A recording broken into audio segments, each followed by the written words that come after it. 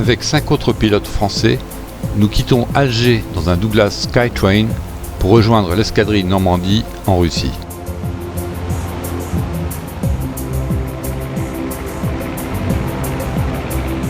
En 1942, le général Vallin a décidé, depuis Londres, de faire représenter nos ailes sur le front de l'Est. 6 mois plus tard, un nouveau groupe est né, le Normandie. C'est ce groupe que nous rejoignons. Le gros des renforts a pris son envol un jour avant nous. Nous les retrouvons au Caire. Et puis à Téhéran, nous rencontrons notre futur chef, le commandant Pouillade. Le 29 décembre, un Dakota russe nous prend en charge. Direction Moscou, via Bakou, puis Astrakhan, d'où nous décollons avec une météo impossible.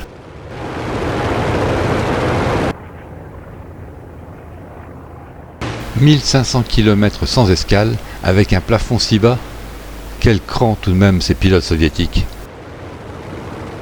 Avec ce froid, les moteurs ont bien du mal à réchauffer la carlingue. Finalement, après 6 heures de vol, nous nous posons sans savoir comment.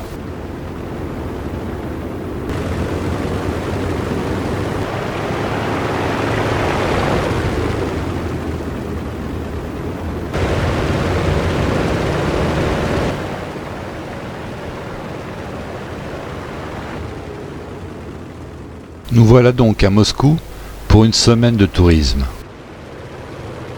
Nous y ferons la connaissance du capitaine Béguin, un des anciens de l'escadrille, un des hommes de Tulane, qui reste à 5 désormais.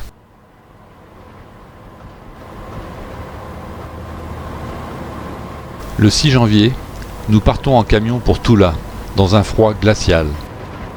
Là-bas, 10 gaillards nous accueillent. Parmi eux, Casaneuve, André, Bertrand, Cuffot et Albert qui a été mon camarade à l'école de pilotage. Et ils nous emmènent voir les yaks. En passant, nous jetons un coup d'œil au Sturmovik massif et au Lavochkin 5, les LA, avec leur moteur en étoile. À côté des robustes Focke-Wulf 190, les yaks ressemblent à des jouets, faits de bois et de toile. Jacques André me propose de monter dans le cockpit. Attention à la manette des gaz. Elle se pousse au lieu de se tirer. Tu verras, me dit-il, ça grimpe dur. Tu te retrouves à 500 km/h en un rien de temps. Pour les virages serrés, Lefebvre a fait un tour complet en 14 secondes. Nous avons tous hâte de les découvrir en vol.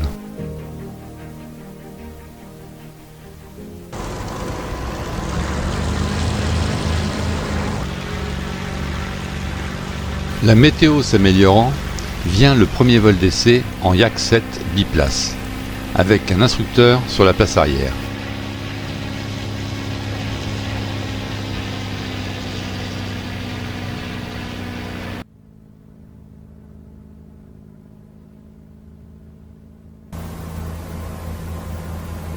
Sous nos yeux, 2 Seine, 2 Saint-Marceau, 2 Faltan effectuent leurs 2 tours.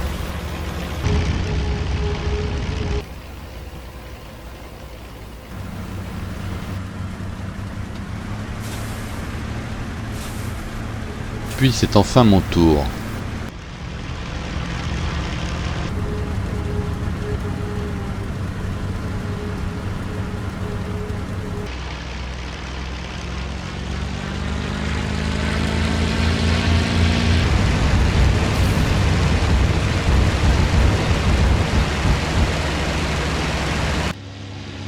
En moins de 200 mètres, me voilà décollé. Je ferme ma cabine et réduis à 2400 tours.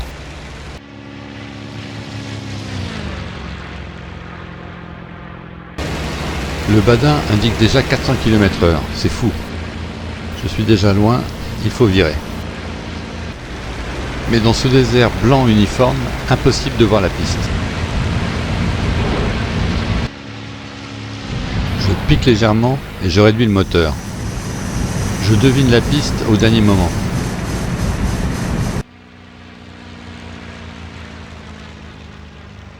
Aïe, je suis trop long.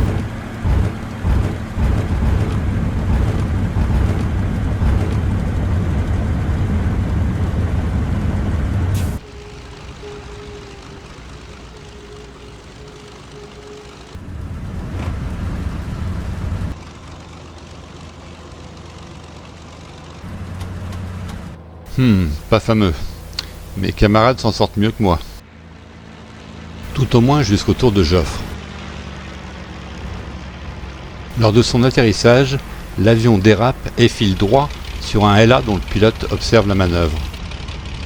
Lancé à peut-être encore 70, le Yak atteint le LA de plein fouet.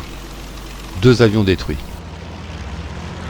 Après un second test, Moutier me dit « Ça va, tu es lâchable sur Yak 9 ». Le 1er février, un soleil bas frappe la campagne. Nous sommes 6 néophytes à attendre notre tour. Carbon réussit son lâcher, c'est à moi. Les gaz, mais pas trop vite. Je me sens déporté vers la droite. Je vais quitter la piste.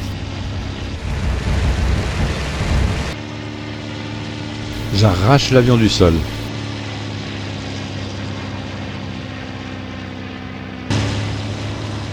Un peu d'altitude. Ouf. André l'avait dit, le Yak est formidable. Quelle souplesse, quelle réponse aux commandes. Je tente quelques acrobaties.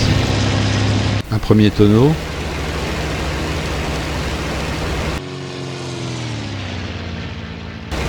Et un looping.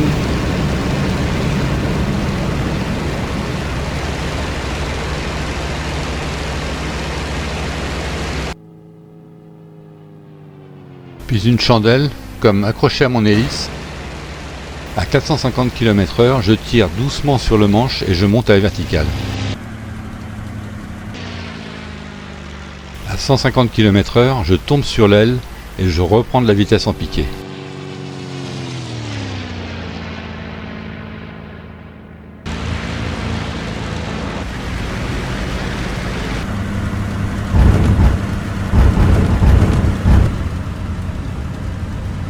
Je suis émerveillé.